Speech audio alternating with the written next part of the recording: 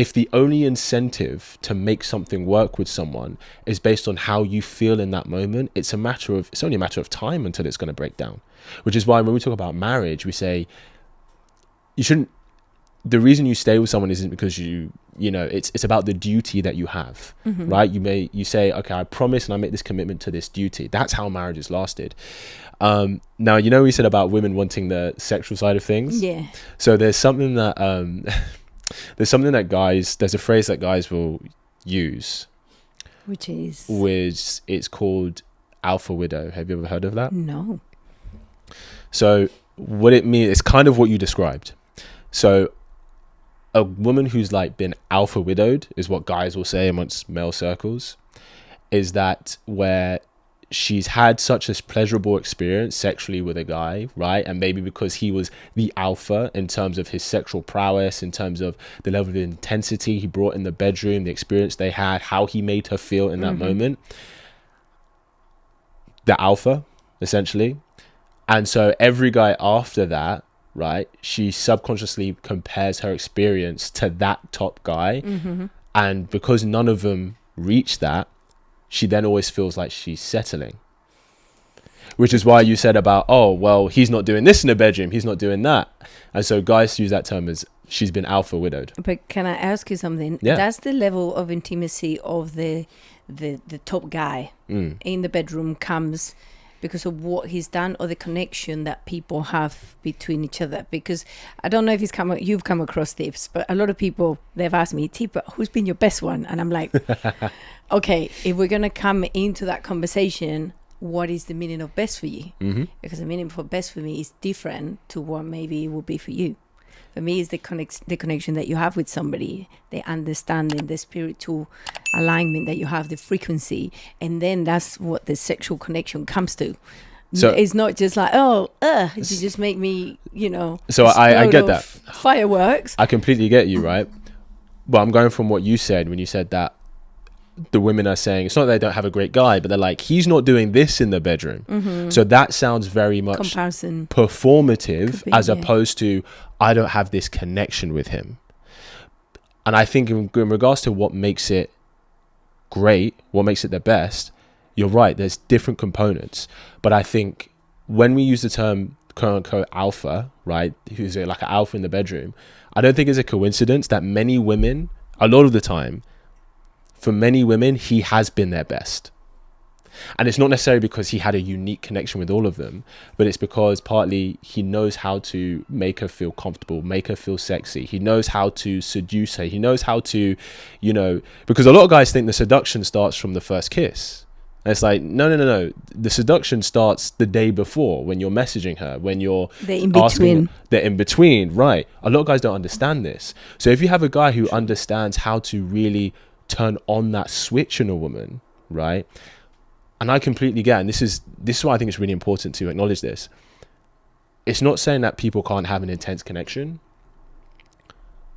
but we find that this physical intense connection seems to be with very specific people who have that intense connection with so many other people.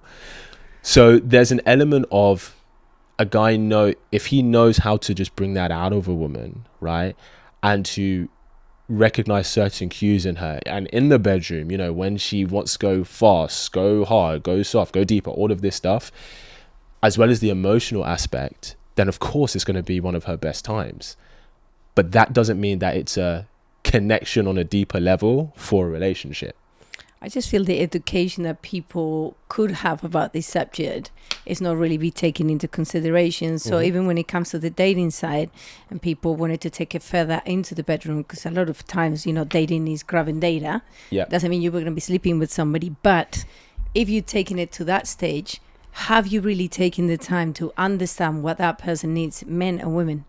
Men needs a little bit less than we do. Yep. But if you can understand it, then you can get to a better position. So if maybe men could take that into consideration, their life will be 20 times easier. So I have a question for you. Go ahead.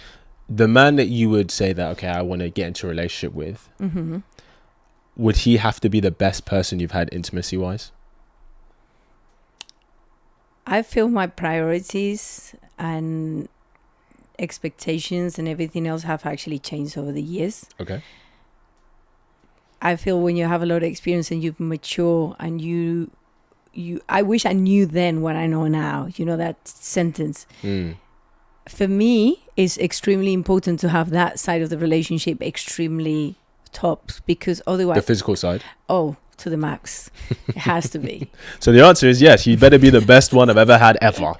But the only way I can achieve that, in my personal judgment or in my personal experience, is if everything else goes well outside the bedroom. That's how that person motivates, from the before, not from when you're in the bedroom or in the situation for that intimate moment. Sure. So my question is then, is it not possible? Because the thing is, okay, I've got the feeling you're going to ask me a question that I've gone through already. So maybe let's find out. Is it not possible that you meet a guy who, good intentional guy, has really great qualities, personality wise, character, principle, right? So he has all the other things, but let's say in the bedroom, let's say he's actually just not that good in terms of the performance. There. Okay, right. I've been there. So, but then that means that everything else is there, but his just performance in the bedroom is just not what you like, or isn't up to par for what you want. That's what I'm saying. That with years, as a woman, in my opinion and my experience, my priorities have changed, because there's certain things when it comes to money situation can go up and down. Values change. You know what it is. It's like one day you think about this, and then the next day you value something else, or you think about something different. Then what happens? That all of them things are changing. But if in the bedroom is good, then we hope that it will stay good and it will stay this way, because but that's for me. Yeah. I have realized that for me it wouldn't work, and a lot of women it wouldn't work either. And I'm sure you as a male can actually say that if you were not happy sexually in the bedroom, you wouldn't stay there either. I think that, so I would say that for the woman that I would choose long term, if I'm choosing her to be the woman in my life and I'm going to be the man in her life, that means I'm choosing her for other reasons outside of that. You can try and have it all. No, well, so what I'm trying to say is this. I am willing to compromise on explosive physical intimacy for the sake of choosing a high quality woman in terms of character, principle, and how she moves, right? But again, I would have to be satisfied, for sure. But it's like there's satisfied and there's the best that I've ever had, right? As long as this threshold is met, because if I'm choosing her, it means other qualities are why I'm going, oh my goodness, I see her as this person, life partner, whatever it is, right? Because sure, there can be women who you have amazing physical intimacy and sex with guys as well, but maybe they're not a good match for you long term. Maybe there's certain qualities about their character you feel don't align with yours. Do you know what I mean? So in regards to guys, I think as long as, and I don't speak for all men, but this is why I believe, I think this is what we see. I think it's only really, I think it's men who don't have values that I think is actually worth for long term choose the woman that he just has the best sex with. That's the truth. So I want to say something. Yeah. I believe that if you go for one part of it and then the other part it's okay-ish, on a long term you're going to try and find the okay-ish somewhere else. I think that's to do with the person's character and principle. And discipline, maybe? And discipline, yeah. Because just because, I would say to a guy, just because you're the person you chose to marry doesn't give you the best sex, that doesn't justify you seeking it elsewhere. It doesn't. For me, I feel that people settle too quickly for whatever relationship like they decide to choose. It's like it's way too desperate. I'm 20, I'm 30, I need to have kids. Okay, from all of them, that one. Why you got to do that?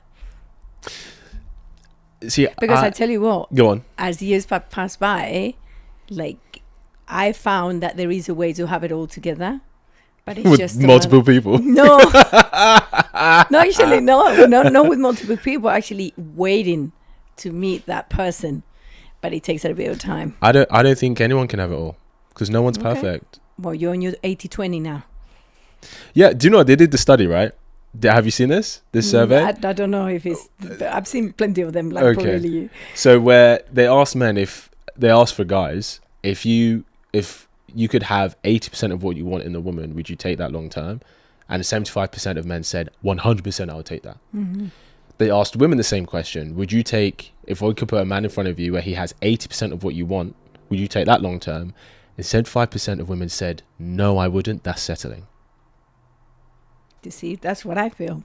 Yeah, and I don't think that's helpful. But it depends of what your non-negotiables are. What can you live with? This is what it comes to that list, the famous list. What am I able to live and what am I able not to live with? Yeah, but I think you can say the things that you say, okay, this is what I'm able to live with, this is what I'm not able to live with. The things that you say not able to live with might be very, very, very insignificant. So you can still put 95% of the things that you want and be like, well, I can't live without this or this or this or this. And I think honestly, I think that's a big issue why, it's first time in history where over 50% of women over the age of 30 are single, right? Okay. So another one of my questions touching that. Mm-hmm. What is the actual difference between the dating scene on the 20s, the 30s and the 40s? For a woman? Yeah. What have you seen from your clients? You've got different age clients? Yeah. Right. So is the same thing what a 20-year-old is looking than a 40-year-old? What they're looking for? Mm-hmm. Or 25 to 35, 35 to 45, so 45 onwards. Sure. I don't know what you have. So if they're a client of mine, they're all looking for the same thing, which is to have a long-term relationship, secure relationship with a high-quality guy. But what is a secure relationship? Well, what they would consider as in real commitment and monogamy. Okay. Monogamy, fine. But what is it? Marriage, kids, what else? Is it what every single person is looking on your roster? On your clients, your friends, people that you know? So if you're saying about marriage and kids, not all of them, because I've got clients who are 40s plus and either they've already got kids or they don't want to have kids or they've accepted that's not the path in life that they're going to choose. Gotcha. Under a certain age, I'd say my clients under the age of 40 for sure want family and kids, which is why they're like, I'm intentional, I want to learn how to get this, and yeah, some of them have started getting it, which is great. Okay. But I just feel it's very different, especially if they already had kids. They might not be looking for the same thing. That's what I'm coming across. What do you mean? The women that I'm having that been married with kids, they're not looking for marriage. They're just looking for a good partner.